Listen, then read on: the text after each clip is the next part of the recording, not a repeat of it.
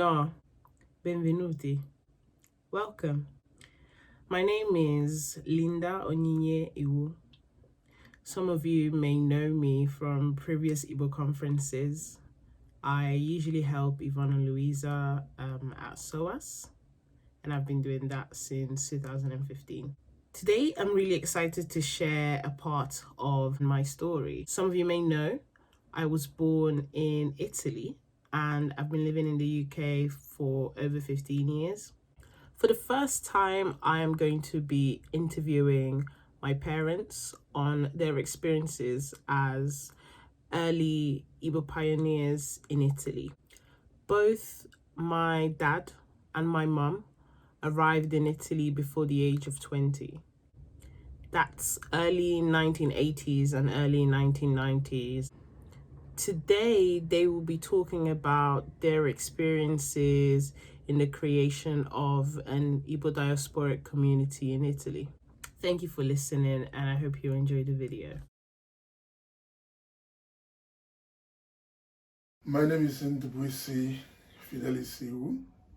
I'm from Ndubuisi in Imo State. I lived in Italy. Italy was my first port of call as a young man. My name is Augustina Iwu. I was born and bred in Lagos, Nigeria. I would say almost my childhood was in Lagos, and that is the experience I had before I got married and moved on to join my husband in Italy in the early 90s.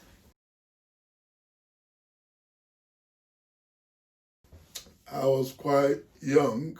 After my secondary school in Nigeria, my father made the decision that he would like to send me abroad for studies.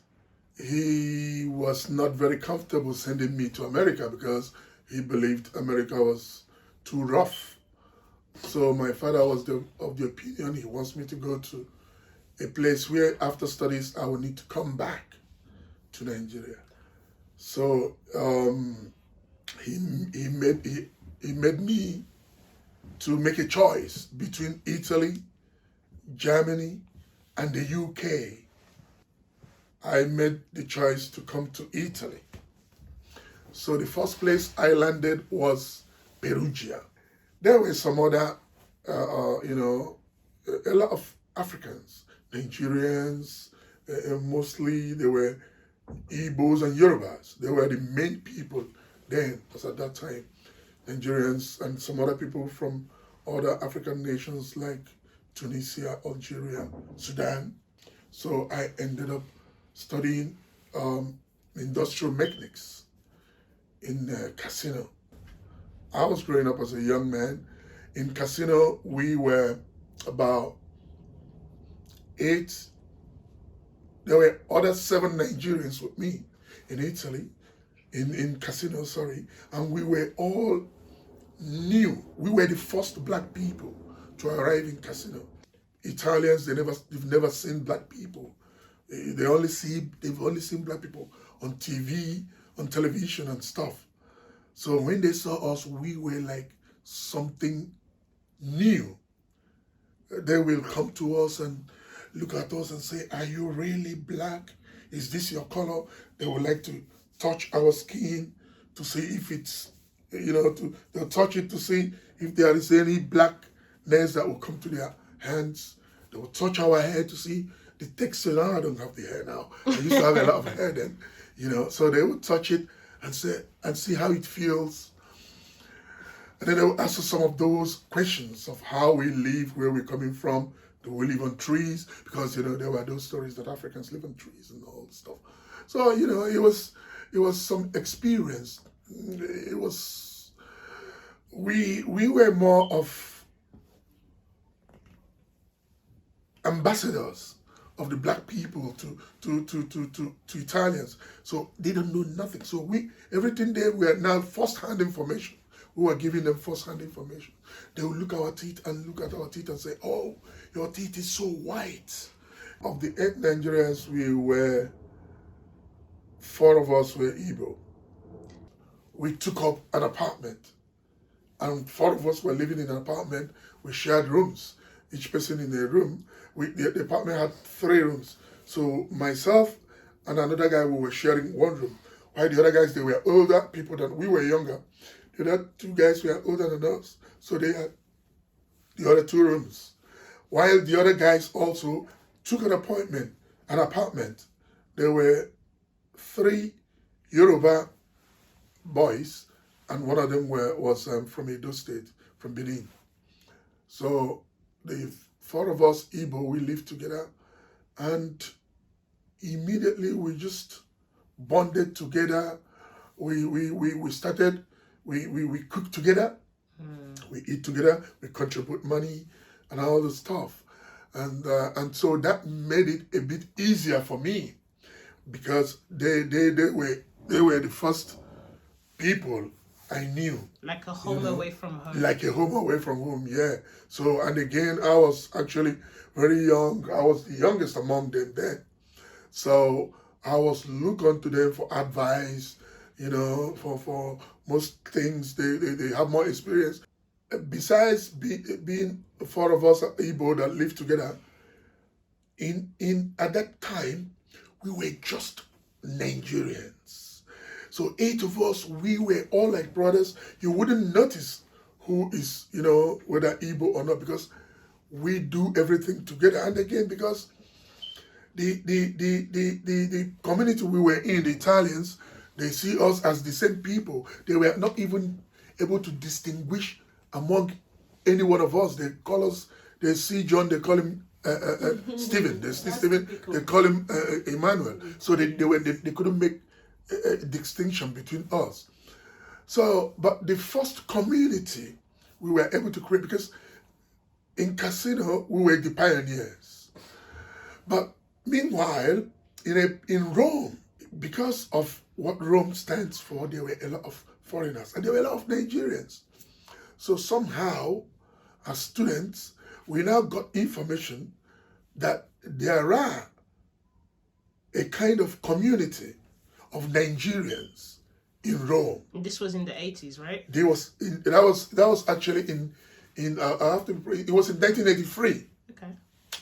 So we now, I think about 5 of us, or 4 or 5 of us, I decided we wanted to go and find out what community it was and join them in being part of this Nigerian community, because it could only be a Nigerian community, because then we only recognized ourselves as Nigerians. We were not so many of us. So we got to Rome, and that was on a Sunday, and there was this meeting of Nigerian students. It was the Nigerian Students Union in Rome. And so at this meeting, there were a lot of people in attendance who were, I reckon there should be about 30 people thereabout. So the major thing that was discussed was about the well-being of students. So this Nigerian community was mainly to take care of students who were going through difficult times financially, or who doesn't have a home, or who, some people who came newly to look for school, who need advice. So that was what it was. From then in Casino, and then the Nigerian Union, we finished our studies, and because there were no jobs,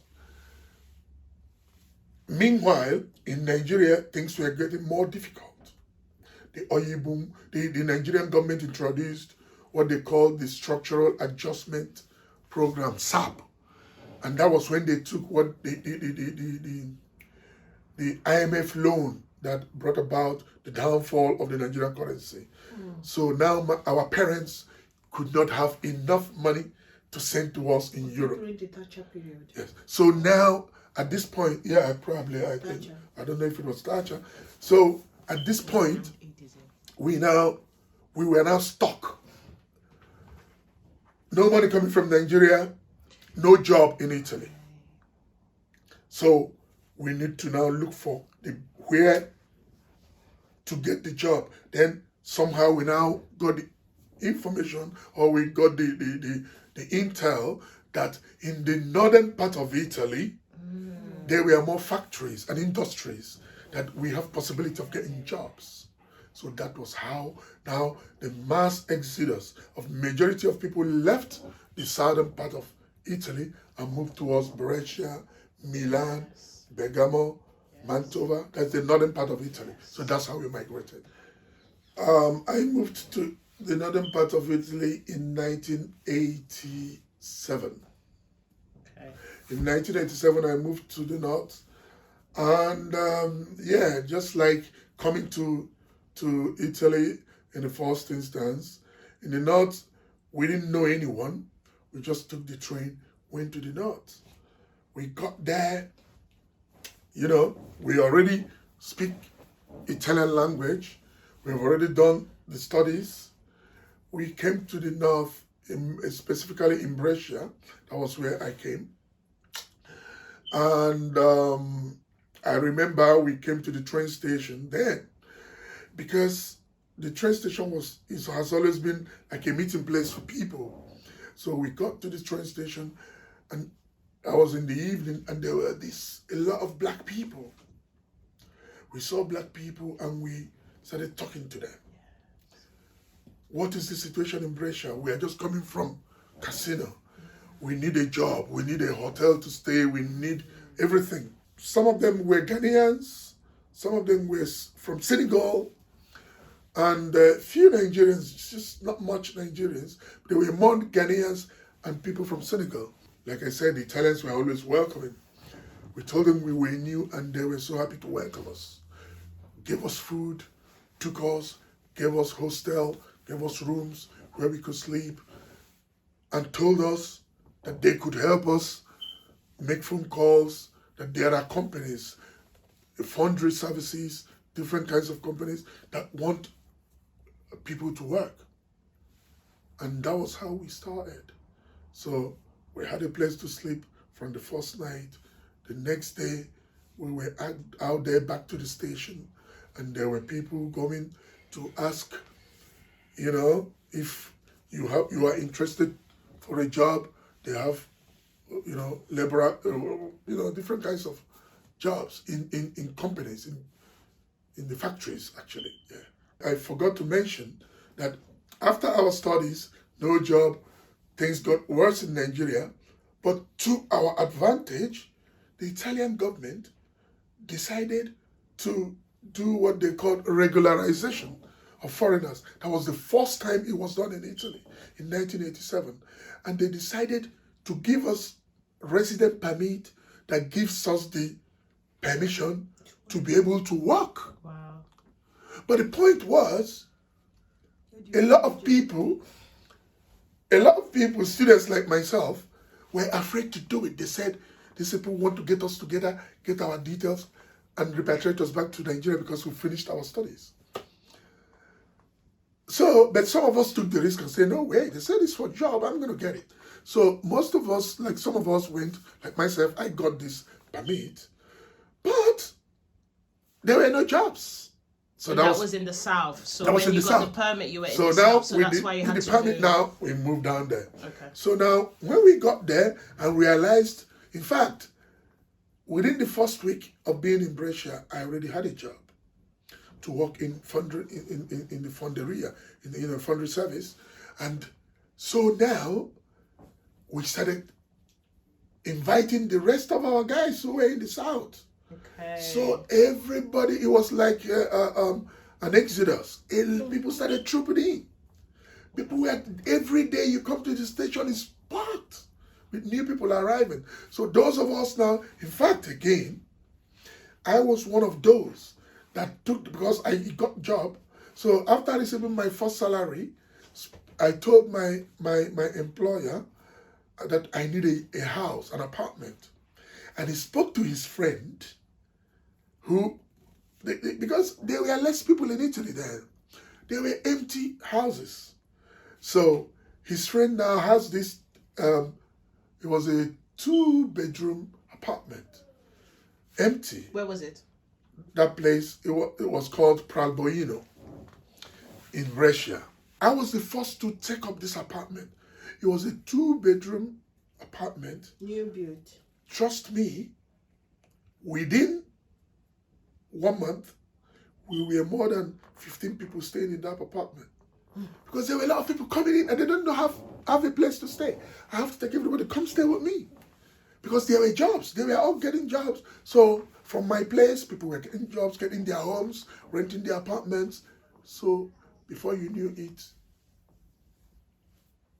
there were so many of us. And from what I remember, And that now- whole apartment block, eventually it Now, was Igbo land. Yes. This was the whole compound It was was new about built and people yes, rented new it built, on and it streets. was I don't know how many flats were there, but at a point it became a Nigerian area, or even the whole community. The whole community now Nigerians started occupying everywhere, and so at this point there were a lot of Nigerians now in different parts of Brescia, Mantova, and stuff, and then we now started getting married.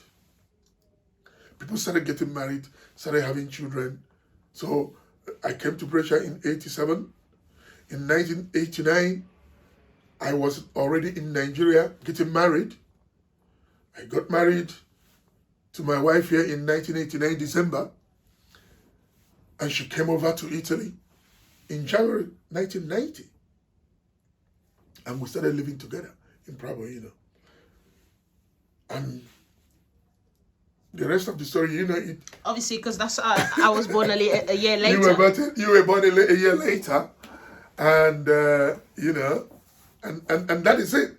So children started coming, wives, friends, and so the need to have a closer community now, because then we have a Nigerian community, and then the Nigerian community grew so much, we now decided to have an Igbo community. Segregation. To be honest, besides the Igbo community again, we decided to have an Mbise community. Exactly.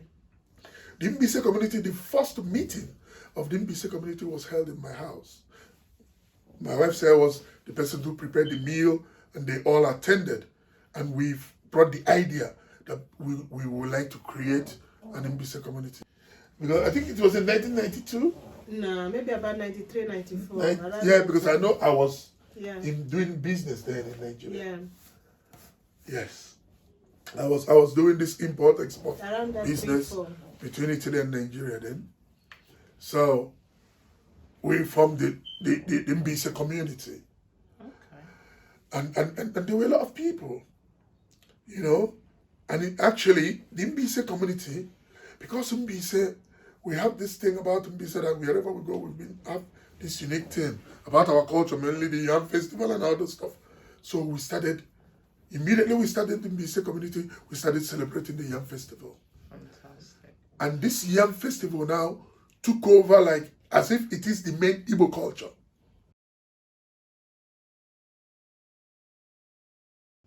I would say leaving home, I had very high expectations. I was a student nurse when I got married. I was getting on my second year when I got married. And I had to make a choice whether to finish my education in Nigeria or finish in Europe.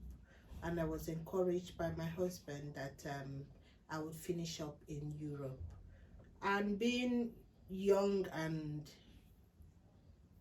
very keen to spend time with, as a newly wedded woman, with my husband, I decided to follow suit to continue my education in Italy, thinking maybe language wouldn't be a barrier because I didn't really have that concept of Italian language being really different from English. I was quite brilliant while I was in school. Those that were my mates know that and can testify to that. So with that, I felt there's no obstacle that will stop me from completing my nursing education when I get over there. And that's the main reason why my dad and my mom allowed me to move on without finishing. fortunately or unfortunately, I'm happy for the life I have now. But I would have liked to finish my education. When I got over to Italy, I was told that if I have to continue, I need to wait 5 years to get a good grip of the Italian language before I can be registered to study nursing and continue. And that was really a heartbreak for me. Okay, the impression we had then back in the days was that Europe is very comfortable country. You have big cars, you live in a luxury. You live in luxury. That's what is expected. But when we walked down to his car, I saw this small car, Fiat Uno. And I remember, sorry, when we used to talk, before he went back when we got married, he was telling me about his Fiat Uno. And I was of the impression Fiat Uno, one nice car. Because there was no internet for you to Google what it looked like. So this car was like, is this his car? Okay, that's fine. We went in. I love my husband so much. But there was this notion we had. So we went into the car and we were driving. And yes, I was really... not very surprised at the people I saw, more white people and maybe 1 or 2 black. But because I knew it's Europe I'm coming to. I already had that mindset I will meet white people. I was not disappointed with that. But another thing that shocked me was throughout our drive to his house, to our home, was just trees and landscape. And I was like, hold on here. I asked him, I said, what is happening? Where are all these trees? Where are the houses? Where are those tall buildings? All those things. He said, oh, in this area where they live, that's how it is. I said, are you kidding me? This is Europe. It should be everywhere. What we see in TV. He said, welcome to Italy. We're going to our place. It's Brescia. And I was saying to myself, am I sure? But I took flight and this is Europe. Okay. It's not him telling me what is not. It's my own impression. Like somebody coming from Nigeria, and which is what some people still have the impression to date. The next day I had to go to work and I woke up, breakfast, introduced me to... Did we have his brother living there? No, he was living alone. The brother was living in the next flat. Still the same estate. Yes. Next flat with some other boys. They call that place Island House then because it's nobody's house. It's just a flat where you come, you stay, you sort yourself out. Then you go and rent wherever you want to live when you get a job. So people keep moving in and out. And he was organizing and helping them out with that. Yeah. So I think it took about a couple of days. I was indoors. Nobody. My brother-in-law and some of the friends came to visit in the evening after work, and that was it. I haven't seen any female face till weekend. That weekend, my husband said he was going to take me to his friend's house that lives in the castle. He has his wife that came. So that is the first female face I'm going to see. Till again, there's another friend of his, may his soul rest in peace. We call him Ogare. His wife used to come and comes from Nigeria, stay a bit with him and goes back. And he lives way far away from Brescia, from where we live. To get to his place, it takes a while. I couldn't go to visit. So whenever my husband is at work, I must be at home. So I keep telling him I didn't like this, having to be always inside the house, nobody to communicate with. So he said to me, you can put on your coat and walk around and come back. I met people just along the road and saying, hi, ciao, sorry. Hi is English. Ciao, and I thought I would say ciao. And in my mind I was saying, these people, I do not know them. But they're saying ciao. Why are they saying ciao? In the evening, I told my husband, I met some people, they're saying ciao. They say, yes, he said, yes, they're saying ciao because they're seeing the first female face around.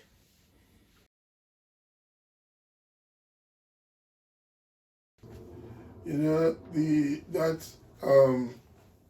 need to form the group was coming up because a lot of people, you know, coming over, and we were having marriages, birthdays. You know, people were getting married, having children, and you know, you invite friends and stuff. So we now felt it would be important to have a community where we will occasionally and when need be, recognize with each other, and most especially also reflect some of the things, some of those celebrations we have back home, you know. So we had some among friends. We were having this discussion, and so we now said, why don't we officially call for a meeting and see how many people will turn up? And so we started making phone calls and telling people there is this idea, we want to be able to form this. And eventually, I think initially a group of about 10 people or so, or 15, we called each other and they agreed. But unfortunately, it happened that before the date of the meeting, then like I said, I was now doing business. I could not be present at the meeting, but there was, I told the people not to worry, that the meeting was still going to hold because my wife was there and she knew what to do. She was going to take care of preparing for them and welcoming them, and that was what happened. So she can now. So, Mom, how was the first meeting? I think the meeting started off like committee on friends.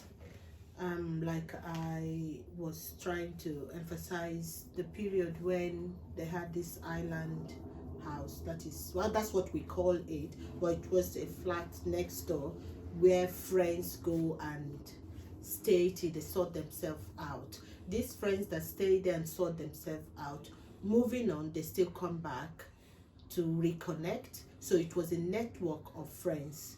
When one needs A, speaks to the other person, and the other person knows where to find A and B.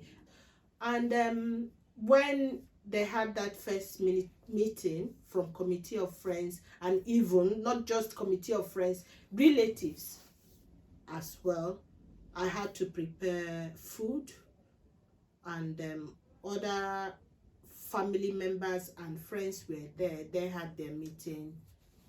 It was mainly the men that came to that meeting. Then after that, my husband was around and the meeting went on from there. Moving on, other meetings were planned for families, like when we have Christmas parties, especially the Yam Festival. It was done as something really big, imitating the Igbo culture. Also, at that time in the 90s, because we didn't have much friends and people around, the people we felt were really close friends, to meet with them, to interact with them away from the telephone, you have to travel. There were this family we used to travel to all the way to Palma just to have that close relationship in the community, apart from the community meetings. Yeah, Dr. Uka, may his soul rest in peace. Just like he said when he moved over, he was letting people know there is work. So those looking for work can come over to live in the north. Same thing, other people that moved over, we are calling the people that lived elsewhere. People came around. When this meeting started growing, the women, we had to prepare food and take to the meeting place. Yeah. So yeah, women were cooking in turns and we were taking turns to cook to bring to the meeting. How was it cooking Nigerian food in Italy? Was it easy to find ingredients? That was really, really difficult. Like, okay, let's go to that. Like, to have fufu, to have semo, to eat semo with your soup, you need to use farina, which is flour. That's what we used as fufu. You know the flour you used to bake cake, to make chin chin? Boil water, put your flour. That was our semo. I didn't like it when I first came. That was what was served to me. Then some friends, our friends in where did they live? Verona. That was Uncle Lambert. The wife introduced us. That Neka. She introduced what is it called again? Potato flakes and what did she use to mix it? Corn. Mix it and it was softer. So we started with maize. That's what we started using, and that was softer. Then after, we found that there was semolina in the shop, in the Italian shops, and that was hardcore semolina. That was the one we started using again. So the next one is the soup. The soup we usually have, the first time I came in, it was still farina we used to use as thickener with spinach. And sometimes when you have somebody going home, the person has to bring something back. And if you run out, you go back to your farina soup. That was the only way we were doing it. Till with time, in the late 90s, we started having people that have shops, and they started making it a business to sell African food. Yes, that place she was calling Island House was, those young men who were coming from different places. We rented that apartment, or rather I would say I rented that apartment for all of them, because a lot of people, I have my in-laws, Collins, I have my family friend Bertrand and Nadim, my cousin Ogukletus, I had my in-law Tony Dimegru. A lot of them, they were all young men. None of them was married, Nigerians, and all of them are Igbo. And initially, all these people, they would be coming to stay in my house. Now I'm married, I couldn't be sharing the house with all of them. So we rented this apartment. So all these young men, wherever they come from, we push them there. We're staying in the same compound, but it's a different apartment. So we called it Island House, like your mom said. It was a transit area. From there, as soon as they get a house, they rent a place and they moved. So from there, we built this committee of friends. So we said Christmas, they will all now assemble either in the Island House, or they will come to my house. And my wife was always the mother of all. She was always cooking for everybody. Everybody will always celebrate. Either it's a birthday, it is a childbirth, it is whatever. She will always cook for everybody. And there were a lot of people, and like I said, majority were all not married. Actually, I was one of the earliest that got married. She was among the first, only the second married woman, newly married in that our community then. From there now, the community grew. We now decided to form, like I said earlier, the MBC meeting, and the MBC meeting now. But because now a lot of people were in Italy, in the northern part of Italy, so we now felt the number is much. We are in the north. Some people are in the central. Some people even come from now Rome and other southern parts of Italy. So we now decided to have our meeting, to have our meeting ground to be on a central place. And that was how we chose Modena, because Modena is in the central, is a central place for people from Brescia, Bologna, Mantova, Cremona, Milan. Everybody will come to meet in Modena to form the MBC. Mbise Congress. Meanwhile, they were not exactly Igbo unions. Yes, to be honest, we the Mbise people were among the first, Igbo group that united to form a front as an organization in that early stage in Italy in those 90s. We were among the first. Actually, I would rather say we were the first. We set the pace for others now to follow, So we now realized there were a lot of people, Mbise people. And then when we started celebrating our New Year. Our unique feast was the New Year Festival. And even as at today in Mbise, that's the main thing we are known for, and that culture, because yam is a thing that every Igbo man eats. In fact, the Igbo culture, yam is being venerated in the Igbo culture. What what determines how rich a man was in the olden days, our grandfathers and great-grandfathers, was the amount of yam they have in their bag. So we formed this Mbise Congress in Italy, and it grew bigger and bigger. So our yam festival will attract people from all over Italy. So that is now that when you say you remember the people, how big it was. Yes, because people come from everywhere. In fact, people say that, I remember in one of those occasions, there was a young man from a place in Imo State called Ohaji. That's the name of the place, Ohaji. He says Ohaji is a farm area. They have the lake around there. He says Ohaji plants yam, but Mbise celebrates it. By the way, that you can say it in Igbo. This is for Igbo people. They will hear what you're saying. Okay. So, yeah, and I said Ohaji na call G. While on the Mbise, Undeleje Akwaji. So, as it is, Mbise Yam Festival became a thing that was, that took over the whole, practically it became a cultural, and the Igbo people, became known from that Mbise Yam Festival. And so it grew bigger and bigger, and people now, at a point, we need to now kind of create sub centers, So we now have Mbise in Modena, we have Mbise in Verona, have Mbise in Padova, so because the meeting now the number was so much.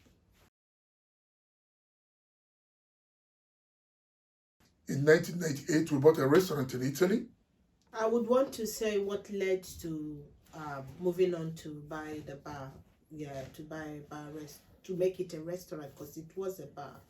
We went to drop a friend in Brescia at the station, and we've heard we don't live in the city. Like I said, we live in the village. As we've heard already that in the station you have women, black women, African women, having food coolers to sell to a set of people coming out of work. So we waited till he picked up his train, and when we were leaving, these women were already there to sell the food. Ghanaian women, mainly, it was more Ghanaian women selling food. So I was just looking, because at that point we were thinking, are we going to continue with this factory work? I was working in a factory where I was ironing clothes and learning to sew, and he was working in a fonderia where he was what do you do with metal work? Yeah. So we were already thinking of what business we could do. So I said, how come these women are sitting here and selling this, and so many people are buying from them? And I heard they do this early in the morning as well. And I started saying to my husband, excuse me, this is business. How can these people be sitting here? They're not paying tax. They're making money. It seems as if it's nothing. They're making money. Maybe this is what we should do. So how do you mean? I said we should get a restaurant. He said it's not going to be easy. I said we'll start somewhere. So he said, I think that is a good idea. We'll start to look for where we'll get a restaurant near the station. That was a blessing, finding it exactly there, because the point what we were looking at is a point where we will get people moving in and out. So we're sure we're going to make our sales, because we know the way people lived in that area. We lived miles apart. Before you visit Mr. A, you have to travel maybe 30 minutes before you get Mr. B. So if you have that restaurant or bar in a place where people can't commute freely, you wouldn't be able to make any good business out of it. So it was really important that we get a site where we're sure we'll get customers. So he decided he will start searching and make inquiries how to do this. And the only way he was going to be allowed to own at that time, he was going to be the first entrepreneur to have a bar in Italy, which was really a big thing for Italians. Then I started noticing a bit of racism. Was he had to go to study, to own a bar. He had 3 to go. months course. Yeah, he did that course. After doing the course, we started checking on newspapers. There wasn't computer then, was there? There were computers, but it's only that the adverts come on there was no internet. Yeah, so the adverts internet, internet. There was computers, internet. On newspapers. On newspaper. It was on newspaper he then saw that one, and that was, I think, was a gift from God then, that this bar was to be sold, and the woman was desperate to sell because she was having drug addicts and she was having so much problems with the police keeping these hoodlums away from the bar. Yes, in fact, as she was saying, you know, it was not actually very easy to get to that decision. You know, like the way she said it, I am very compliments to her. She's able to remember everything. Some of these things I a bit have forgotten how they all happened. But the one thing that is important to me was when we started this bar, we called it was a bar that was owned by Italians at the center of the bus station, in front of the train station. So it was at the center of the town. And this place was known, if you remember when I said earlier, the first time I came to Brescia, that everybody was in front of the station. It was just in front of this bar. The station in front of the bar. So everybody stays outside. It was where the whole black people come. So now, like my wife said, as God we wanted, I saw in the newspaper that this place was up for sale. And I looked at the price and I said, come on, it's not possible. It's for sale, yeah, but I don't have the money. So I came home and I told your mom, and I said, hey, there is something coming up here. They said that place is for sale, but the price they are putting here, we don't even have 10% of it. I said, put your head in, you'll get it. So she said some words of encouragement, and I said, okay, let's see how it's going to play out. Let's start talking to them. So we started talking to them, and, you know, but one thing I want to point out is, like your mom mentioned earlier about that there were not much racism and stuff. That was true. Italians are welcoming and stuff.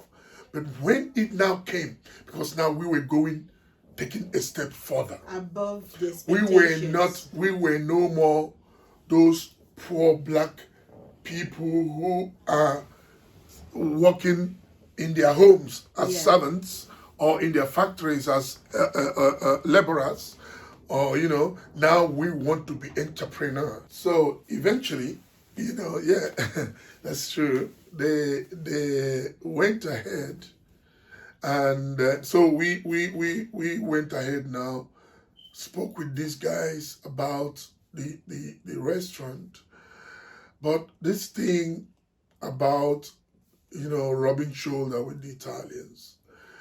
First and foremost, our intention was to create a place where the black people we see as their own place of meeting, where they can have African food, buy African things, feel free, stay happy, make some noise, because African people will like, having our fun, making our noise, probably even playing our music. But now this place was different. It was a bar that is owned by Italians. And the one unique thing about this bar was that it is being mainly, the people that flock it, besides being people on transit, are also Italians. And it is at the heart of the train station. So the Italians have, or rather, the local council has interest on how this place is being managed. And one thing they did not want is a black man coming to manage it. Because now, that bar would not stop selling coffee, would not stop selling a cappuccino. Being at the heart of the train station, we have to sell, at the heart of the bus station, we have to sell tickets too. So now, for us to be able to take it over, we had to, first of all, go in, after the whole agreements and, reaching the financial agreements, and then we signed contracts with the owners. We came in, but we need to take over in a transient way that people will not notice that black people are taking over the place. So we had to tell the Italian family that was managing it to please stay with us, at least for a couple of months. Although eventually they did not stay up to that, they stayed for a few weeks and they had to go. Because we now came and somehow we were able to win over the hearts of the Italians. Why? Just like your mom mentioned, this family that was running that place were being riddled with drug addicts, drunken people. Because it's the train station, a lot of drug peddling and all this stuff. But when we came, I was a young man and I was reasonably studied, so I wasn't going to allow drug peddling in my place. So I now made it clear to those who come to do anything illegal, and I will stop them at the door of the bar. I'll say, please, this place is a bar. You come to do this, you come to do that. So we placed a kind of grand rules to people, and trust me, it was as if we were having a magic wand. People were just complying, and in less than a couple of months, the place was booming with customers. People were coming, Italians, that is black, white, Asian, all communities were just coming in to do this, to patronize us. In fact, yes, I would also tell you more that now when you come to Igbo community, now I would say from Igbo community in Brescia, after the Mbise community, and then I now own this bar. The idea of Igbo community in the whole of Brescia, which now went bigger, even very big, now came from inside the bar. Because now Nigerians started coming, Igbo people, then now, because the owner of the bar is Igbo, it now seemed as if everybody is our thing. And then we were outreaching with everyone. We recognized with people were free, they come, it was like a home for everyone. People come even to do birthday parties, they came to celebrate whatever in the place. So now the idea, now friends started coming up and started talking to me.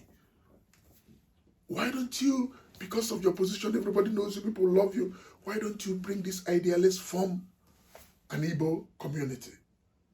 And that was it. We started, then I called some like minds inside the bar, we started discussing on how we're going to form it. And in fact, the idea of the Igbo Union Brescia started from inside the bar. We were made, myself and your mom, were made the first patron of Igbo Union. A very big launch was made. An Igwe or somebody was brought from Nigeria. It was a big festival. It was massive. And then, then I was one of the most, or rather, we were one of the most prominent people then in Italy, because we were the first who went into business. So we now became, the people started saying, well, so if you go to Rome, they'll tell you, do you know of Nigerian bar, Lagos Exotic? It was called Lagos Exotic in Brescia. So people were coming from every part of, even, so now you get people who were coming from Nigeria, people who came from the ship, from Tunisia, from Libya, they come with ship into the southern part of Italy. That some of them were rescued because the ship capsized and so.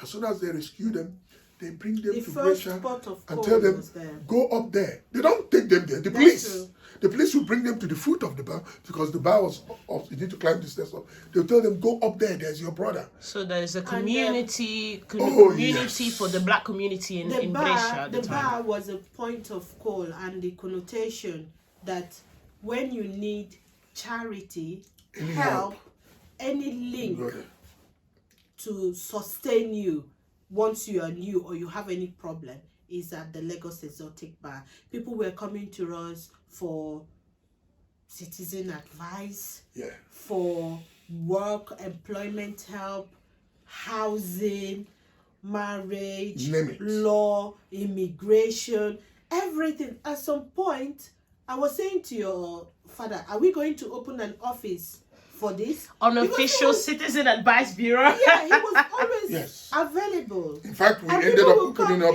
a Western Union attached to the bar to be remitting money to Nigeria. We opened a newspaper stand to be selling newspapers. Because it was blowing up. He got to the point as far as not helping only the Igbos. Some come and say, I'm Benio, but my grandmother is Igbo, one way or the other, to link to Igbo just to get the help they need.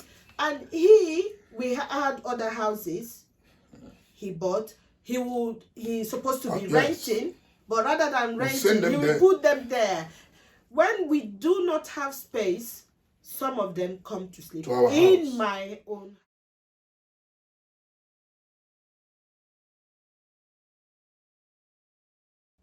The people I found around were still the same people trying to learn to speak Italian language. I myself, I was learning to speak Italian language. I had sisters-in-law learning to speak Italian language. So my child, I would have loved to speak Igbo too. Coming from a fact that myself, I grew up in Lagos. My Igbo language is learned because of the relationship I have from my husband. So speaking Igbo to my child was not key for me, but I would have loved to. But I was not able to inculcate that to my children, mainly because I was learning to have a fluent Italian to be able to interact with the society I found myself in. Growing up from Nigeria, I came from a family that we did not speak Igbo per se. Yes, my dad used to speak Igbo to us. We respond one or two words in Igbo, but the rest we speak in English, pidgin English, and sometimes English within us siblings.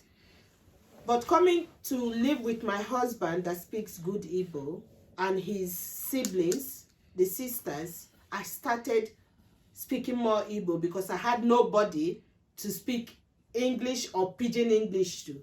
The little Yoruba I learned from School of Nursing in Diaraba, I learned a bit of Yoruba. I lost that. So I had to stick to learning to speak Italian because I had the intention of going back to school. And for me, you going to school and speaking Italian and myself interacting with you was helping me to build my own language. I would say that was a bit selfish because I wanted to build myself. But still, there wasn't much way out to do any better. Yeah, let me just help you. Actually, just like she said, it's one of the things I will say I regret as a parent, not have taught as much Igbo or to my children as at that time, because when it comes to the Italian language, we were more of learning to speak Italian, like your mom said, and everyone that came newly. They need to speak Italian. Okay, myself, I have already studied in Italy, and I had reasonably good command in Italian language. So the priority was to make everyone to speak good Italian, so that they will be able to communicate well with people, and when they go out, be able to, even at their workplaces and stuff like that. So that sense of giving people good understanding of the society, of the culture, actually, because the language was the culture, making people understand the Italian culture, speak good Italian, so that you'll be able to get involved in the Italian system. Unfortunately, that impacted and made us slightly drift away from inculcating the language to most especially to yourself as our child. But among us, we maintained the Igbo culture. We did all. In fact, I will tell you that among my peers even in Nigeria, when I visit home, because in Nigeria we do the culture, we celebrate kola nuts. Kola nuts, when someone presents kola nut to you, we respect kola nut a lot in the Igbo culture. And in my place, when I go and people give me kola nut, they're like, this is an European, is a white man. Let's see what you do with it. And they will be so surprised. I will present it more than almost all of them, because I know right from here, we have to imbibe ourselves with Igbo culture. So I didn't lose any bit of my Igbo-ness. But speaking, I feel like being an Mbise man, I am always proud to speak my Mbise wherever I am. Whenever I speak, people say, "Oh, you must be from Mbise." Oh, yes, I'm from Mbise State. I tell people that Mbise is a state. So to bring it to the Igbo thing, I was not in any way. I did not in any way lose my Igbo-ness. But yes, my only regret, like I said, was that I could not, I wasn't able at that early stage to have that thought of passing, of making my children, or making you, because you were the one that at that point that we had was only you, so of making you to speak that language. The fact that we were young and wanting to better ourselves in that area, in the society, and yes, we were Igbo, we had that at the back of our mind, we were Igbo, but we knew that if we are not able to interact fluently in the language, we wouldn't be able to move up the ladder the way we would like to. The fact that I came in, I think it was about 2 weeks after or a week after, my husband presented me a book, and that was Learning Italian. He gave me he gave me exercises to do, which when I meet other women during these meetings or whatever, I tell them I learned Italian this way, because they're surprised the way I speak Italian very fluently.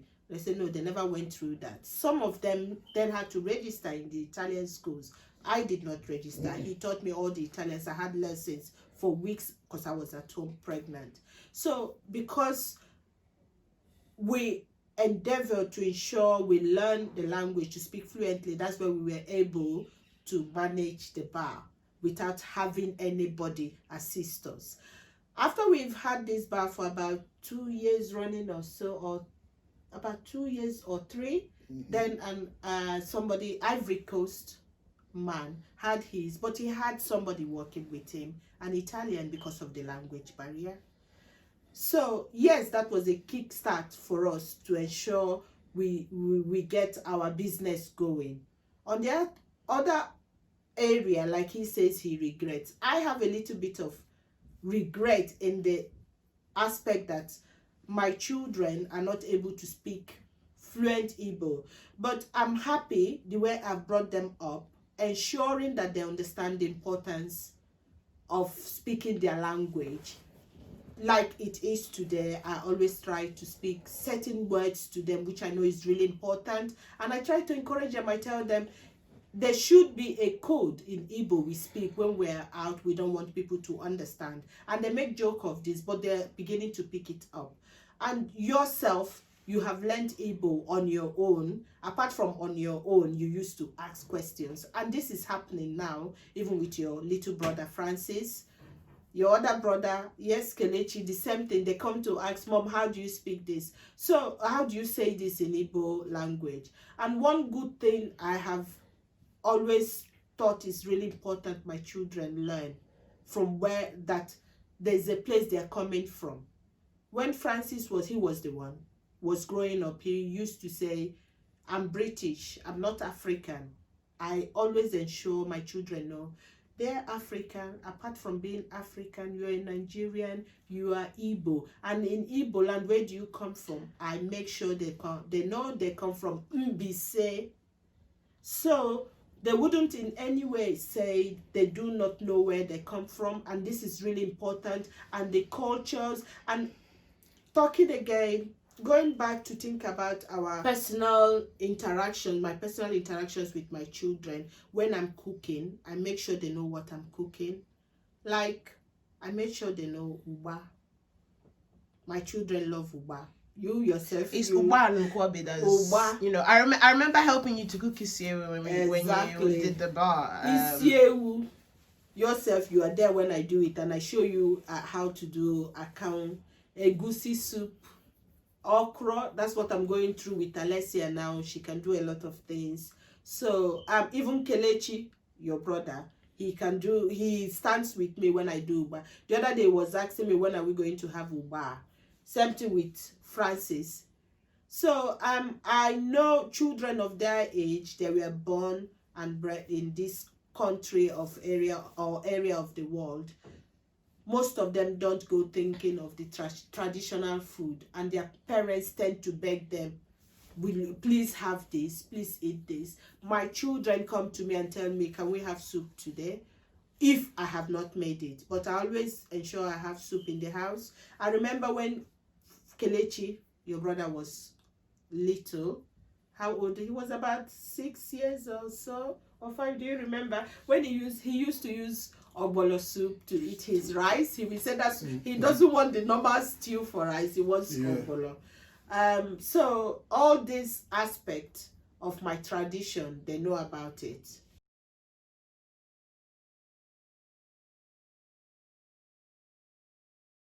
Buonasera, signori. Mi chiamo Fidelis, Ndubuisi Fidelis. Sono nato in Nigeria. Ho vissuto in Italy, in Brescia.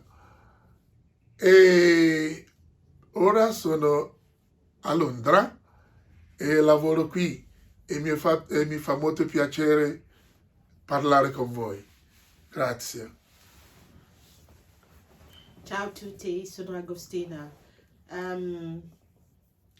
Mi piace aver avuto questa opportunità di parlare della vita che ho fatto in Italia, che mi è molto piaciuto. Piacerebbe tornare in Italia oggi e domani, perché per me Italia è il paese più bello in cui abbia mai vissuto.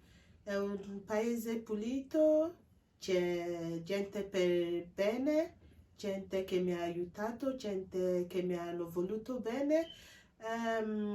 Uso questa opportunità di salutare la mia cara Lisetta, Ottavio, Claudia, Remo e tutti gli altri. Vi voglio bene, tutti gli aiuti che mi hai dato quando la Linda era piccola, ti ringrazio molto. Ciao a tutti.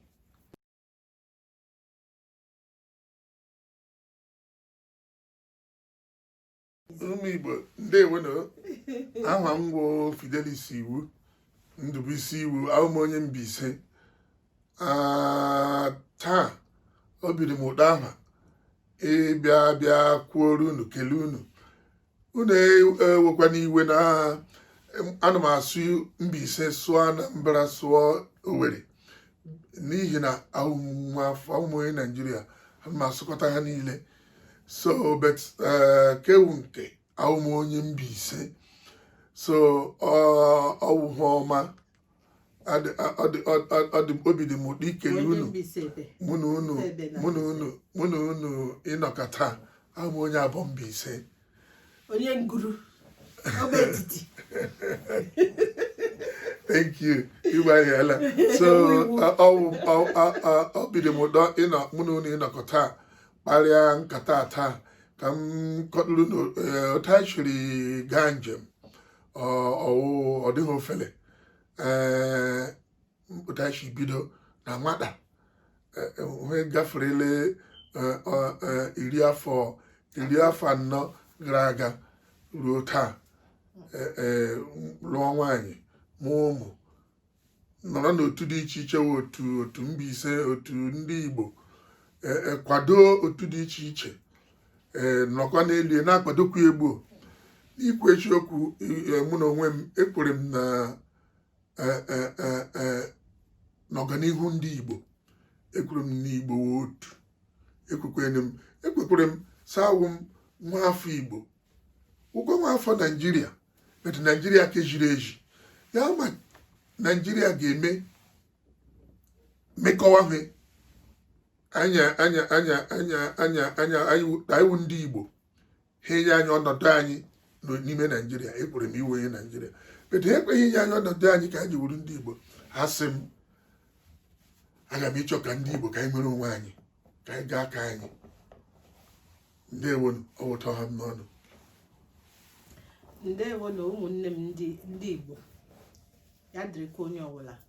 Aha m bụ Augustina Ugochi, onye ji aka Iwu. Aha nna m bụ Peter Chinedu, onye ji aka. Ahụ m onye Aba, former Nkwerisu local government. Ugbu a na iwu m Nwangele, but by marriage awụzi m onye Mbaise. Ndị Mbaise akpọrọla so otu ahụ ka ọ dị.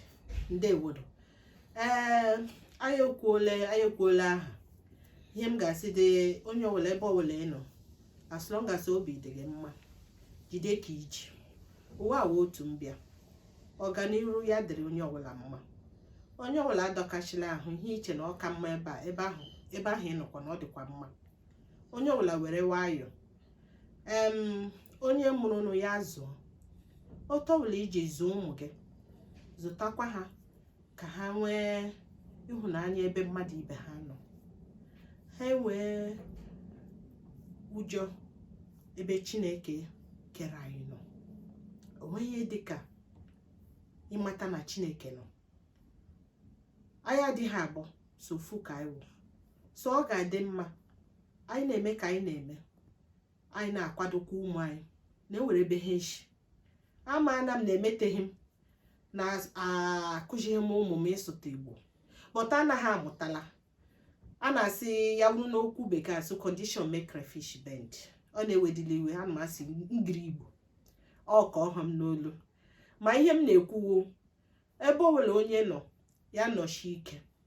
Ya bụrụ na ị nọ n'ụzọ ụlọ echena na obodo Igbo ka ọ ka mma, nnọkwanụ n'obodo Igbo echekwala na ọ ka mma ụzọ ụlọ, but jide ụmụaka zụọ ha ka abara onwe ha uru. Ihe ka dị mkpa n'ime yawo ịkụzi nwatakịrị dat na o nwere ebe o si pụta.